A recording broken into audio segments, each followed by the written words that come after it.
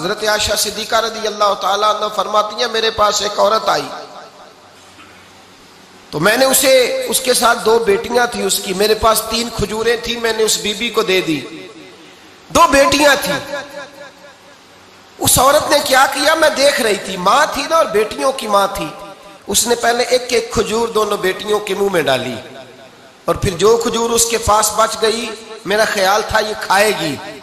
لیکن اس ماں نے اس کھجور کے 2 ٹکڑے کیے اور وہ بھی اپنی بیٹیوں کے منہ میں ڈالے۔ حضرت عائشہ صدیقہ فرماتی ہیں اس کا عمل اتنا حسین تھا، اس بی بی کے اس عمل کے اندر اتنا حسن تھا کہ میری آنکھوں میں بھی وہ بات رہ گئی، دل میں بھی رہ گئی، روح میں بھی سما گئی۔ اس کے حسن اور تاثیر کو میں بھلا نہ سکی، شام تک وہ کیفیات، وہ انداز، وہ اس عورت کا طرز، اس کا وہ انداز میری طبیعت کے اندر بار بار مجھے اس کی طرف متوجہ کرتا رہا۔ شام کو محبوب تشریف لائے،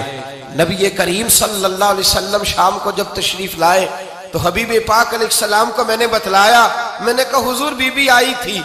اس کا چہرہ بتا رہا تھا کہ بھوکی ہے، لگ رہا تھا کئی دنوں سے کھانا نہیں کھایا، 3 کھجوریں تھی ہی میرے پاس 3، 2 بیٹیوں کو دے دی، وہ کھا سکتی تھی، لیکن یا رسول اللہ صلی اللہ علیہ وسلم اس نے کھائی نہیں، وہ بھی کھجور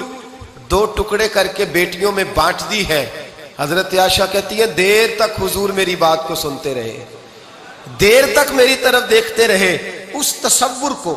بیٹی کے پیار کے اس ذائقے دیر تک محبوب محسوس کرتے رہے، اور پھر فرمایا عائشہ جو دنیا میں بیٹیوں کی وجہ سے آزمایا جائے گا، جب قیامت کا دن آئے گا تو رب اس سے حساب نہیں لے گا، بے حساب ہی جنت میں داخل فرما دے گا۔ اللہ پھر اس سے حساب نہیں لے گا جو بیٹی کے سبب سے آزمایا جائے۔ یعنی حضور نے باپ کو کہا کہ بیٹی کو مصیبت نہ سمجھنا، اگر کبھی اس کے میکے سے جھگڑے کا پیغام بھی آ جائے، اگر کبھی دوبارہ تجھے اس کی طرف پلٹ کر جانا بھی پڑے، میرے نبی پاک صلی اللہ علیہ وسلم سے کسی صحابی نے کہا تھا یا رسول اللہ بہترین صدقہ کون سا ہے؟ حضور بہترین صدقہ کون سا ہے؟